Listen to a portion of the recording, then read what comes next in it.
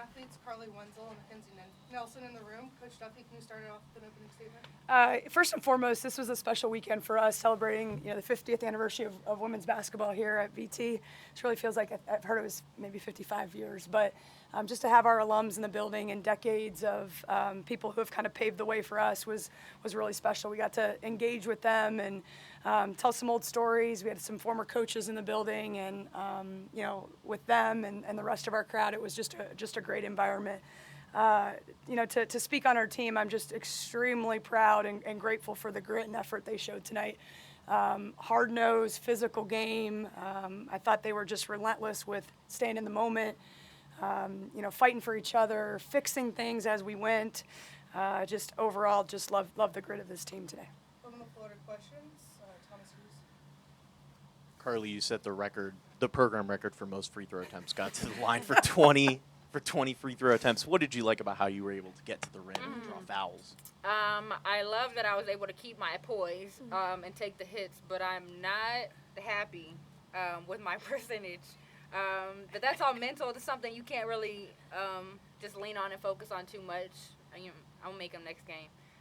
I'll make them in practice on Tuesday. So I'm grateful, but I wish it went a little bit different. And then, Coach, you obviously mentioned celebrating the 50th anniversary. What has this program meant to you in the short time that you've been here? I'm learning a lot in a short amount of time. Obviously, our fan base we know is tremendous, but just to celebrate the history and really appreciate where you've come from. This rivalry is super cool as well. The fact that we're right down the street from each other and, two programs that, want to probably rip each other's hearts out. I love that part about it. Obviously, we had the upper hand today, and we'll have to play them again at the end of this season. But they got a really good team. They got a lot of talent. So just a really fun afternoon here in Castle. I'm going to send it to Eric. Coach, some teams, when things get tight down the stretch, they play to not lose. Others play to win. You guys stayed aggressive. What can you say about not only the poise, but the determination to stay and fight aggressive on each and every possession? I think we've been learning that throughout the year, and we've had a lot of different moments, whether that was in non-conference or we've been in some games where we were down and came back and won, like Clemson. We've had a couple where similar to like the Miami game where we were up and kind of lost the lead. And the more experiences that these women can be put in, the more they're going to get confidence. And we try to prepare as hard as we can for every situation. I'm sure they're probably annoyed by that sometimes, but at the end of the day, when they go to the showtime, like you want them to be able to be confident in their abilities, whether that's making free throws, whether it's rallying around each other to get a defensive stop or execute a play. And I think people forget sometimes they're still young in this journey of being a starter, a go-to player, and so you got to go through some bumps with that to find the fruition a little bit later. And I'm just proud of the way they stayed in attack mode, like you mentioned. They took really good quality shots, and then when I was yelling at them to chill out and slow down a little bit, they listened, which was good, just to get that clock moving a little faster. I'm going to go Mark and then David. Carly, you guys are both teams were considered kind of to be on the bubble right now. Both teams were tied in the ACC standings. Did this feel like any more of a more meaningful game than even a typical Tech UVA game? It's in the back of everybody's head, but at the end of the day, it's just a rivalry. I think that's when we come out and are swinging. I think both teams played at a very high pace and a high competitiveness, and so that's what rivalry games are. And I don't think it was really thought about as ACC standings or bubble terms. It was more of like we're going at each other because we're competing for the state than anything. But, they're a great team. We're a great team, so just competing at the end of the day. Matthew, you guys have won 7 straight ACC games now. What's kind of the vibe of the team? What's kind of is there a certain confidence level now because of the streak? What's kind of the attitude of the team right now? Yeah, I think we play with a chip on our shoulder. I think that, like you said, 7 straight, but it's just one at a time. You don't think about the next game. You don't think about the last game. You just think consistency. You win, loss, get in the gym, get shots up, go to work, and focus on the next opponent, and that's really all it is. Megan, what did you like about how you guys kind of executed the defensive scout today, especially down the stretch? Yeah, we were concerned about a lot of things going into the game. I think we just tried to say, you got to pick a couple things you can be great at. You can't stop everything. They have a great inside presence. Obviously, with Mo, she's phenomenal. The way she can, take over a game at times. So I thought we did a good enough job protecting the interior. They're very good at getting paint points in a couple different ways.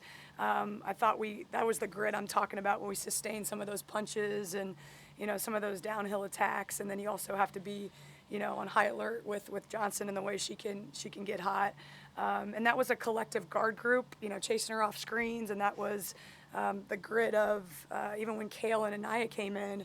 I mean, they had some big moments for us when Karis and Kyla were sitting on the bench with 4 fouls and just, a block shot here or chase down a rebound.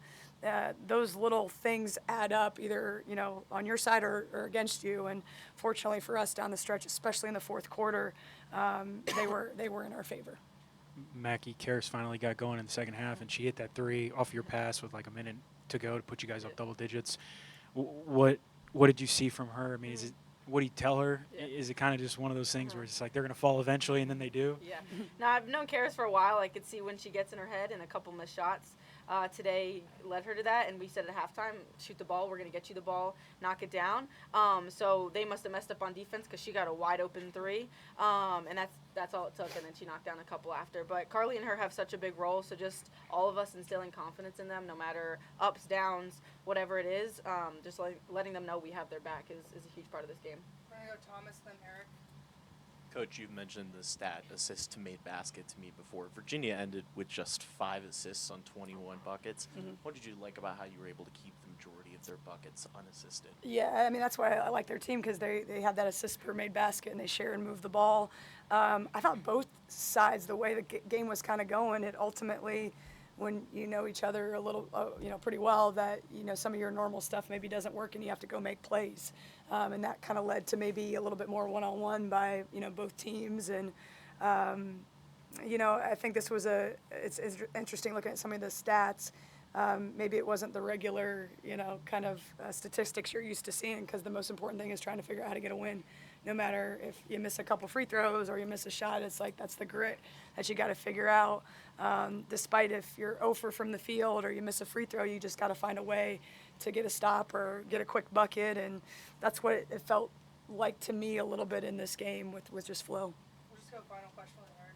Coach, when you're able to play Kyla and also have Karis on the floor at the same time, what opportunities does that allow, especially at the offensive end in terms of spacing and just ball movement in general? Yeah, I mean, I think they complement each other really well. They're the leaders of that forward post group. I think the coolest part was just how engaged they were with, Kale Peterson and Anaya Trent today, just to make sure when they went out, they were talking to them and pumping them up. And, the more, similar to UVA, the depth in the post, can really help you in a game. And I thought our bench stepped up really well today. All right, thank you guys. Thank you.